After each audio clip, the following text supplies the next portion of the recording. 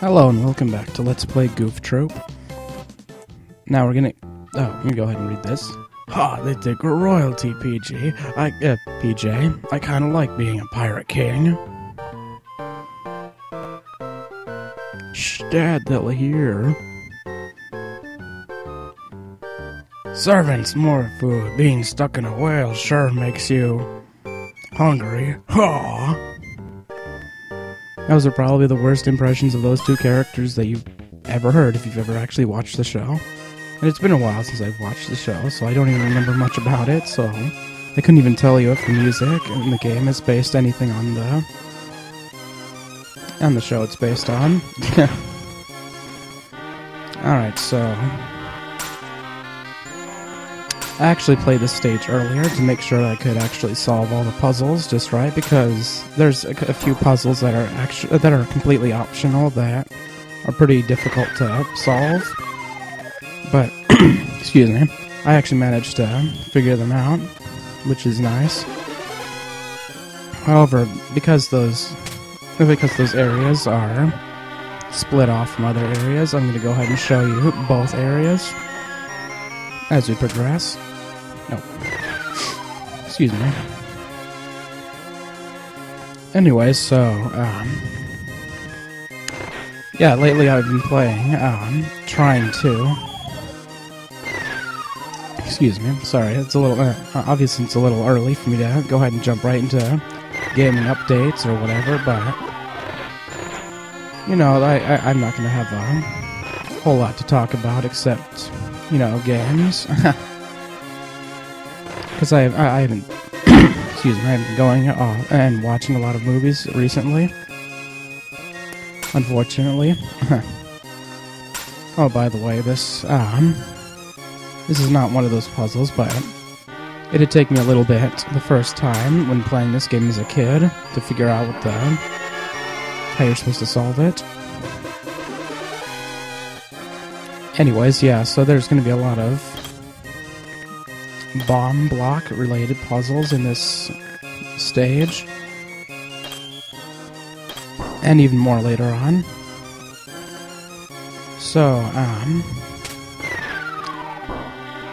yeah, I don't know if there's anything else I can describe right at this moment, but yeah, I've been playing Trine 2, because I got it for free on PSN Plus, which I also got free, courtesy of an email from Sony. So anyway, yeah, I definitely say it's an enjoyable game. I haven't actually played the multiplayer mode, and speaking as a person who often plays, like, it tries to unlock trophies in the game, it's actually kind of astounding the way they design the trophies in this game. To begin with, the trophies themselves have nothing to do with completing the game, but also all the trophies, except for 2 of them, are gold trophies, which if you're not on PlayStation Network, then basically what that amounts to is a high-ranking achievement, whatever that might be on Xbox Live. Probably a lot of points, actually. Oh, jeez. I'll go ahead and go back a little bit. There we go. I'm gonna kill these frogs because they're obnoxious, and I don't have a grappling hook.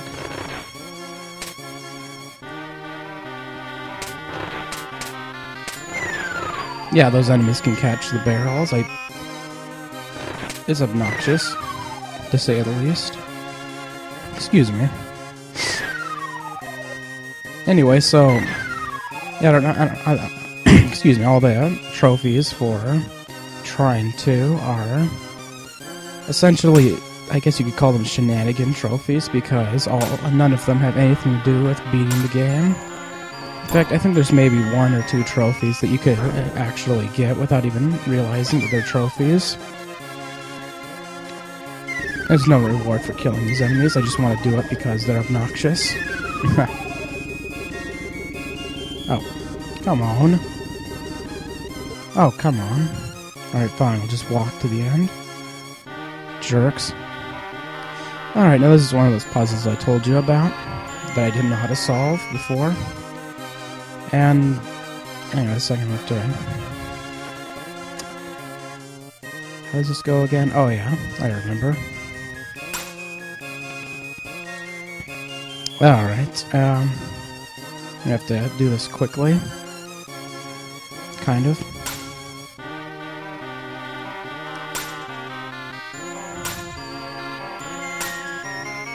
Alright, there might be a... Yo! That was so close. Alright, let's try that again. If I end up having to do multiple takes of this, I'll just cut them out. Meaning if I fail again, I'll just cut it out. So yeah, anyway, this is... Although in a previous comment, Excuse me, Excuse me again. I don't know what's going on with my throat today. I'm just gonna blame allergies again. Alright, here we go. This is how it's solved. Once you get down to it, not that difficult. If you can actually figure out the solution anyway. So anyways, where was I? Oh yes, I might as well just explain some of the trophies and trying to. Basically, there's one for just swinging around an object without touching the ground. And there's another one for like pushing a bubble down. Oops, that wasn't what I wanted to do. Yeah, you want to kill that enemy right away. So give me a second to... Alright. Here, there. Throw these barrels. There, and this is where we want to move quickly.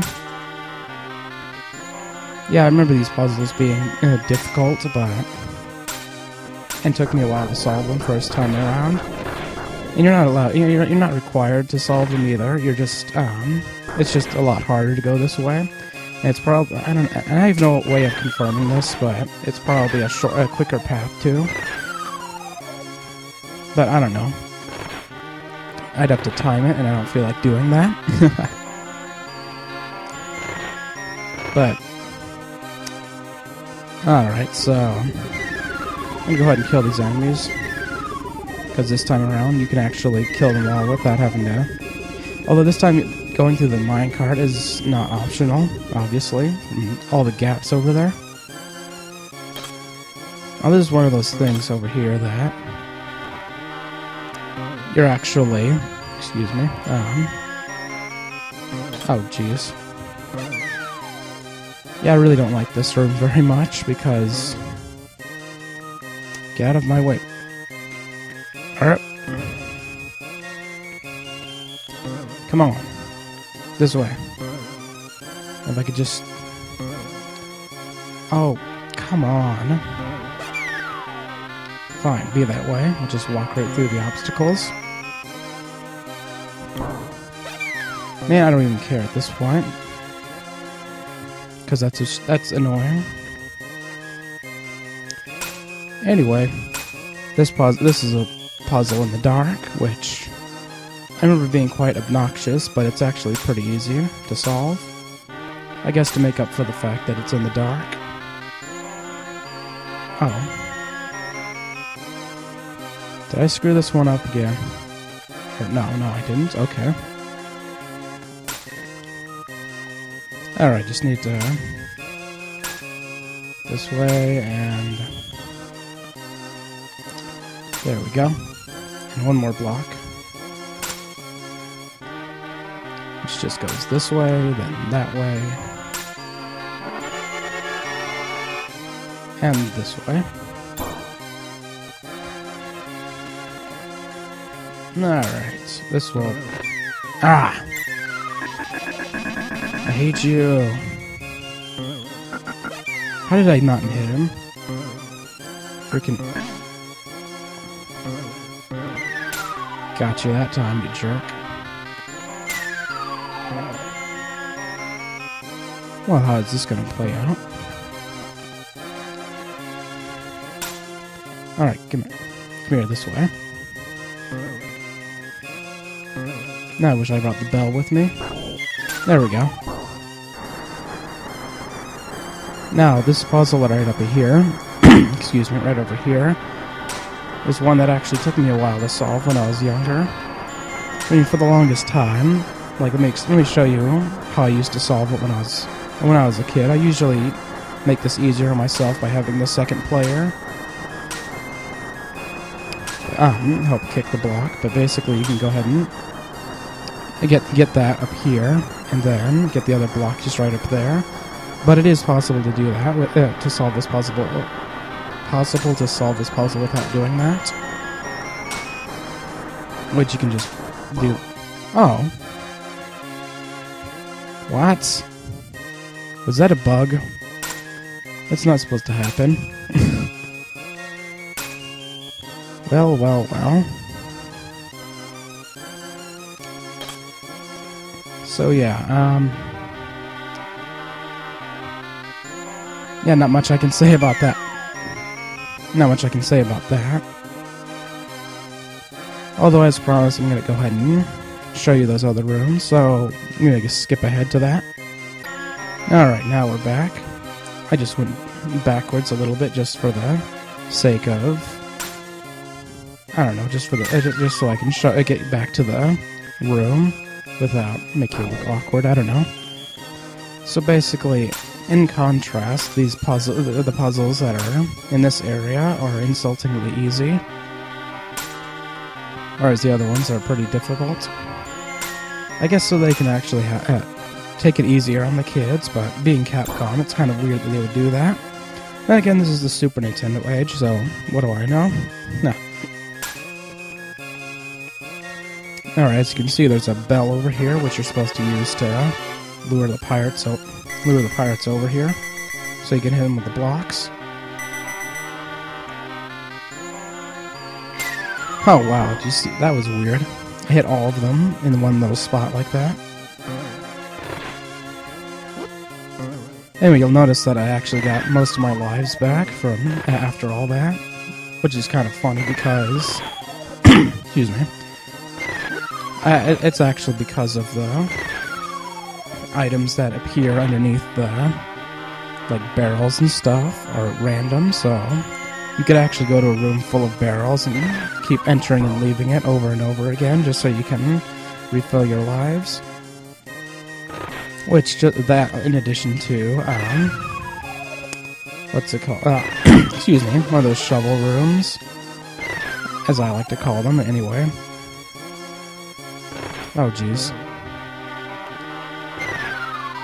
But yeah, those two methods are good for replenishing your lives. Only this time I didn't get anything. Yeah, this is one of the things that I actually remember the most out of this stage, and one of the main reasons why I wanted to go back and show you. That was dumb of me. Anyway, yeah, they always go in the same pattern, so as long as you predict where they're gonna go, you're gonna be alright.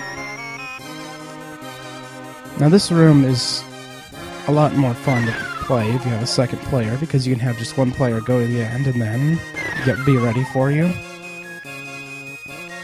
Otherwise, you just have to go walking through this whole thing, which takes a while. But yeah, excuse me, this in addition to that puzzle at the end would probably be easier to cheat on if you're max. Well, technically it wouldn't be cheating here because, you know, you're legitimately walking from one point to the end, solving the puzzle as intended. But that puzzle at the end you can solve in apparently a very glitchy way, too, which I didn't know. Excuse me. But at least I showed two different possible solutions, and here we are at the same point. So I'm not going to bother editing out this time because it's not that big a difference between when I get here and there. See what I mean? Excuse me. Alright, so yeah, all you really gotta do right here is kill the pirates. So oh. Excuse me. So yeah, what else to talk about? Oh, I beat Ghostbusters the video game today. Excuse me. Sorry.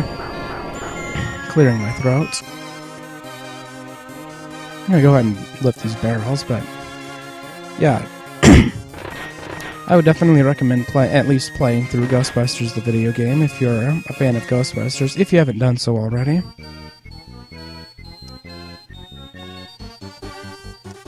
By the way, this is, for me, one of the most memorable. This is one of the more memorable boss fights, and ironically, it's actually one of the easier ones because although there is a lot of areas where you can instantly die, just walk off the edge. It still it actually gives you very few opportunities for you to take damage or otherwise die very easily because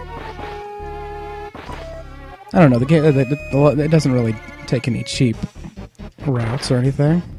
Other than that, the boss fight just takes a while to play through because you have to hit them one at a time. And only one piece unless you miss like that. As far as making the boss fight even a little easier to get through, I would recommend getting a second player to pick up another stalagmite. Or is it stalactite? I never remember. I know one's for ceilings, the other's for floors, but whatever. Spiky things. Easier way to make sure you always hit them is to just excuse me, hit them straight on. You can try to make it land on them if you want, but you'll just be making it a little harder on yourself that way. Like, apparently that hit his torso, or whatever you want to call it. But yeah, this right here is an example of a safe zone in this boss fight. It's because of the way it's designed.